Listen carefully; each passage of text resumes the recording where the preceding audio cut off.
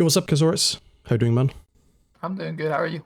I'm pretty good. Just been working a lot here, thinking Overwatch, living Overwatch, breathing Overwatch. This whole patch, it got me, but it's very involved because it feels like it's a different tone to everything, to how Blizzard has balanced before. It feels sort of more impactful for not only pro players, but it feels like they increase the skill ceiling. It feels like you get rewarded again for good plays and not like on live servers where you place a shield and positioning doesn't matter anymore. Oh, well, much less than before double shield and you sort of sit AFK shooting. What's your thought on just on how Blizzard has sort of tuned this patch? Like, does it feel different? Does it feel like the same? What do you think? I'm a big fan of the way they did this patch. They did very big changes, I feel. Changing the way barrier watches worked for a big time, right? And I think this is exactly what the players have been asking for a long time, and I think an off season now is the perfect time to do it because they get to experiment for a little bit, and they probably get 2 or 3 more patch cycles they can do to fix everything before Overwatch League actually starts. And they're gonna get to see how this all works in the upcoming Contender season, which starts around January, I think. So.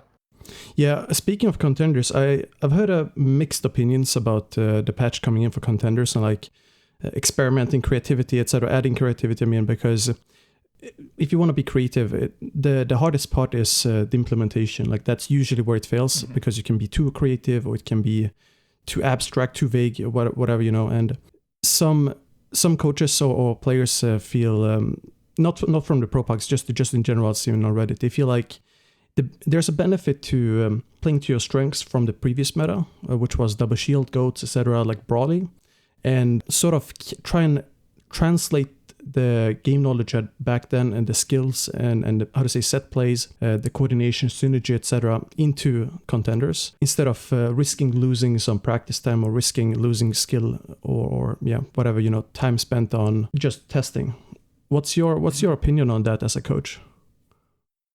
I think testing is very important for any team. So especially when a new patch happens, I think any team should look to what they feel is the best comp and what works best for them instead of getting beaten by one comp and then spamming that, you know? Which happens a lot in Contenders especially, where teams just blindly copy each other. It also happens in Overwatch League, but a little bit less. But I feel it depends on how far away from the season you are, right? If you have 1 week left, you better like pick that one comp and get good at it. But if you have multiple weeks of practice pre-hand, I wouldn't stick to any one comp and I would see what works best for your players. That's a really healthy way to look at it. Not that, you know, I'm the one who says what's healthy and unhealthy, but, you know, early on in Overwatch, it felt like if you scrimmed anything and you lost against it once or twice, like that was the way you got a new comp, like you just blindly copy. Would you say it's easy to fall into pitfalls where you sort of get locked into a bias because you got beaten by a comp or strat so like hard or whatever you want to say, so that it feels like it's impossible to break it almost? Yeah, definitely. If my players are losing multiple times to the same comp and we can't figure out a way to beat it, obviously they also want to play that comp. And I feel like a lot of Overwatch League teams, etc., have also fallen into this pitfall. And you see teams that don't fall into this pitfall, like Shanghai in Stage 3. They won because they didn't like keep playing goats, you know, which they would have obviously lost on goats because they were not a good goats team. So I think if a team can figure out a balance between playing the meta and playing to their strengths, that's when it becomes best. And obviously in Stage 1, goats was completely overpowered. But after a bunch of nerfs, you know, it started falling out of flavor. And if you had a really good DPS team and a really bad goats team, it was probably better for you to play the DPS. Yeah. Like Valiant and Shanghai did. So before we go into how to say Overwatch League and stuff, what do you feel are the strengths and weaknesses of this patch? Like, do you feel like there are some notable strengths or notable weaknesses? I think the biggest strength is that this patch plays more into really proactive play. I think you can't sit back and then, you know, play a Bastion comp and sit back and then just watch them come to you. I think especially if the Orisa changes, and I still think Orisa is really good. But you need to play her completely different. You need to be more proactive and play her, with the speed boost, with the extra fortified changes. So I think that's really strong, where rotations and proactive play are going to be even better this patch. And I feel like what might be a weakness is how they haven't touched DPS that much this patch. Like they touched Torbjorn a little bit and Widowmaker a little bit, but characters that were really strong in stage 4, like Mei, like Hanzo, haven't been touched at all. So I think you're gonna see them come back again and dominate the meta. Would you say that characters like Mei, for example, that heavily relies on enemies stacking together, like in GOATs, the strength was stacking together because of the AoE healing. Would you say that it applies to this patch as well, even though we might see more spread out positioning across teams, or because of, let's say, double sniper, you might see Orisa with ball, or Orisa Ryan, or even dive, for example? Or will she sort of lose value? I think Mei is completely overtuned as a character right now. I think 250 HP is insane. I think invulnerability is a crazy skill. Like, she's so good at contesting cards, contesting points. Her wall, in the good hands, and if you're an Overwatch League team, you obviously have good hands, can be like a game-winning fight changer. And then she also has a freeze that can hit multiple people, and she has a right click that does 75 to 150 damage. So I think just overall, she has too much in her kit right now to not play her. I think she works crazy good against both Reinhardt and Orisa, which I think they've been buffed this patch, or at least in Orisa's case changed, but she was already so strong. And I think Mei just plays really well. Like, Ryan can't swing if there's a Mei on the enemy team because he's just going to get frozen, for example. So I think against Mei and Orisa, or against Reiner and Orisa, Mei is just crazy good. And against any main tank, really. Like, you can't play Hammond if there's a Mei on the enemy team. You can't play Winston. She's just so good. Would that apply to most maps, or all maps, or just a certain type of modes? I think it doesn't apply to every map. Obviously, maps where there's a crazy amount of high ground, she's going to be less good on, like Gibraltar. But I think on most maps, she's still going to be like insane. Because the thing is, you can pick counters to Mei, right? Like, you can pick the Doomfist, etc. But then the enemy team can just play a Hanzo as well, and then they've got Mei Hanzo, and they got Shield Break, and they're good against flankers, and they're pretty good in ranged mirrors. So definitely on defenses, I think Mei is going to be crazy.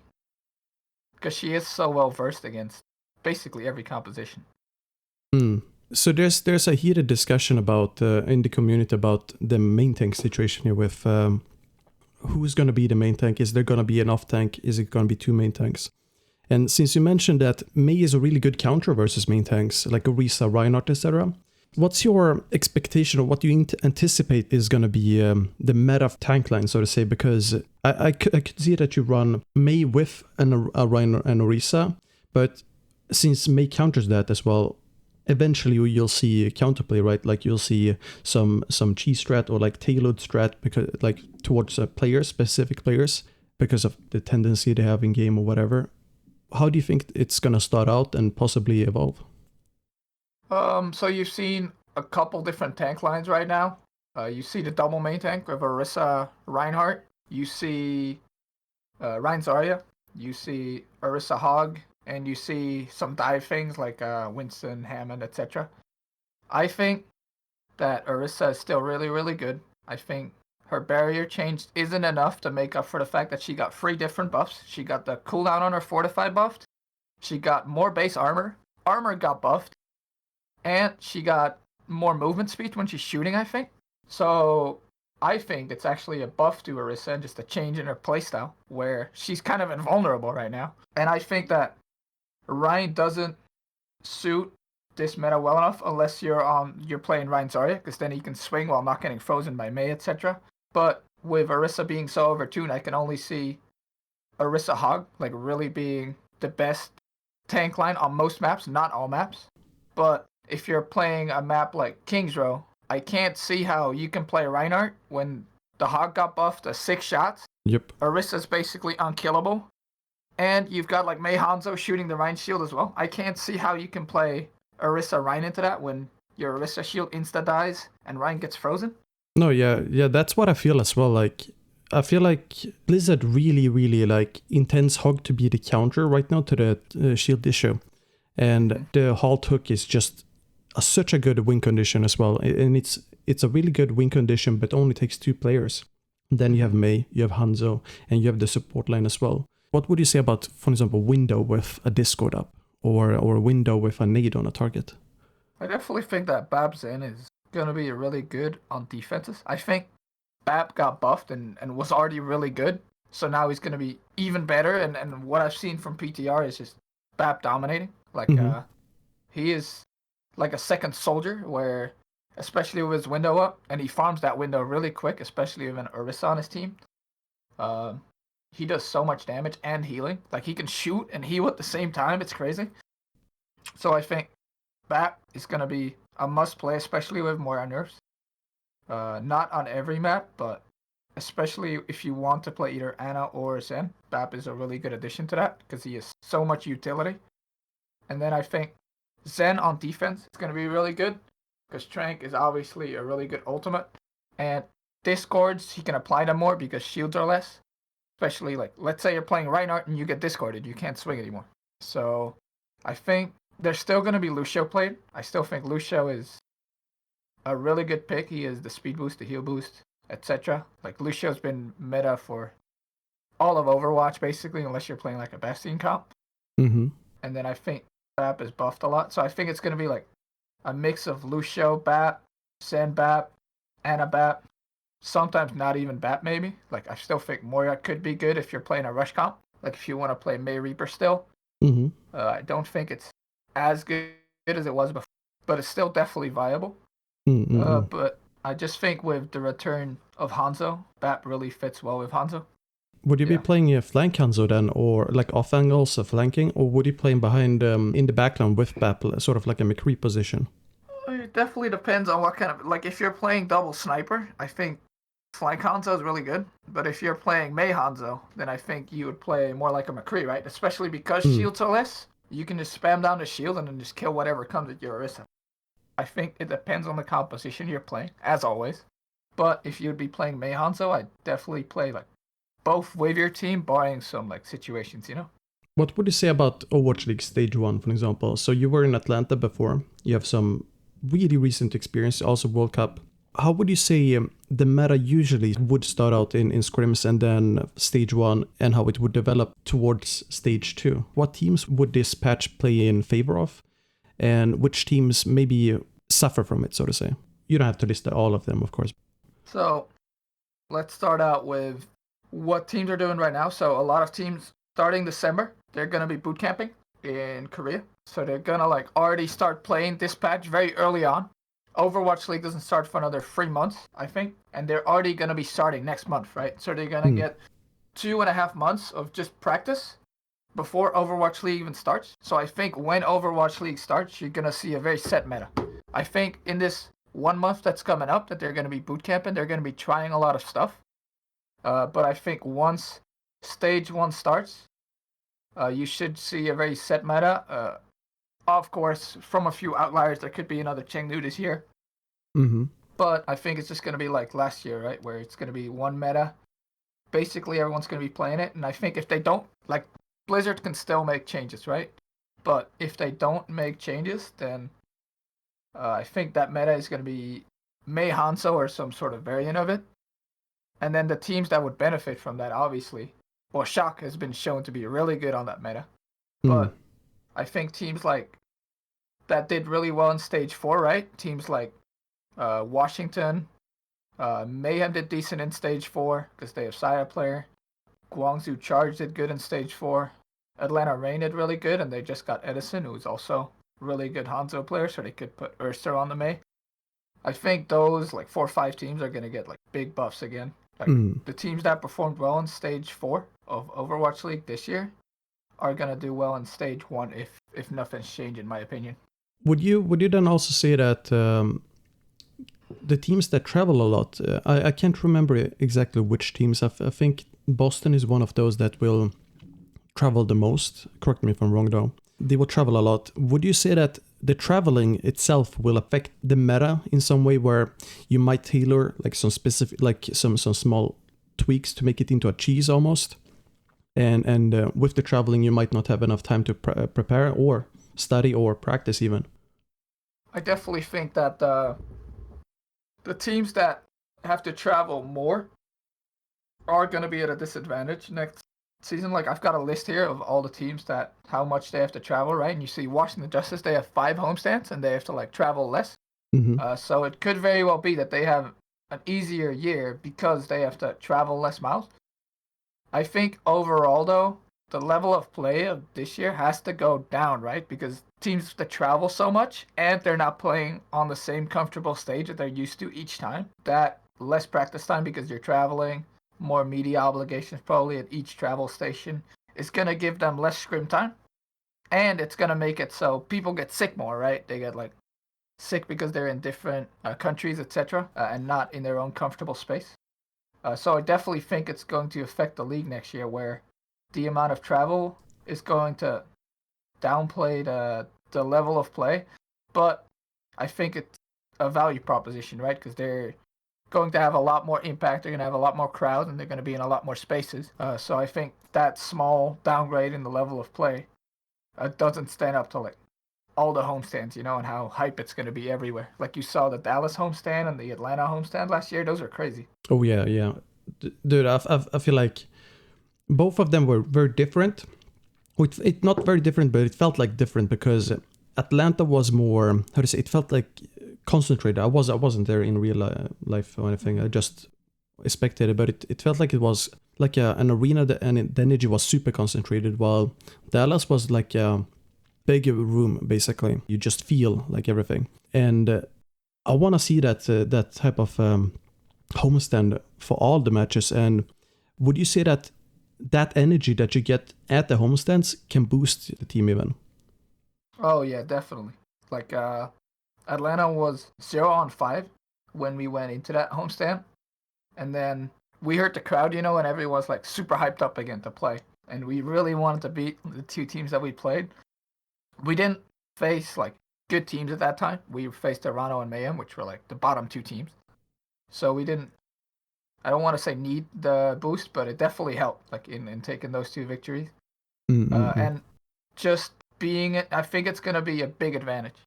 So if you have 2 even teams and there's a crazy homestand and like people have to travel to you and you're already going to be practicing like in your city, and then people have to travel to you, you're one, going to get more practice that week, and 2, you obviously get the crowd advantage, right? People are going to be cheering for you. It's been age old in professional sports. Normally, home team gets a boost, and I think it's going to be even more in Overwatch League because people aren't used to having a crowd against them yet. Especially this first year, I think away crowds are going to be a big advantage, especially like you're a big rival team and you get booed when you walk on stage. How does that make you feel? Yeah. And I think the Chinese homestands in particular are going to be absolutely crazy just because there's so many people in China and so many Overwatch League fans. Like I watched Guangzhou, like what was it, like a view party, and it had like more people than, you know, went to the Atlanta homestand. So, and their arenas are like crazy big. I think one of them is like 20,000 people. So yeah. I can't wait to see those. Yeah. If you could decide, what type of meta would you set for the matches to make it as hype as possible? I mean, I think I've always been a fan of teams being able to play to their strengths. So I think, like, let's say you have the Atlanta Reign, for example. You have Erster, who's insane at Genji. Like, he's one of the best Genjis in the league. So if Atlanta Reign could play a Genji dive composition, and then obviously Washington Justice, for example, is really good at playing snipers, and Corey's really good at Widow and Hanzo. And you could get a matchup where Reign would be on dive, and then Washington would be on snipers. That would be super hype, because then both teams are playing to their strengths, you know? So I think a varied meta would be really cool. I just don't think with the way that Overwatch works and with the way that Ultimates work, you're ever going to get that. It's difficult to get that, how to say, even balance, or like equilibrium, basically. All right. So a last question here. It's a bit off topic, but Torb got a lot of buffs recently. small buffs. And his head is big, like it's a big crit box basically. Something like 60% of his body is like just a crit box. Would you say that he's hidden OP, or is he like chill? Like is he under control, so to say?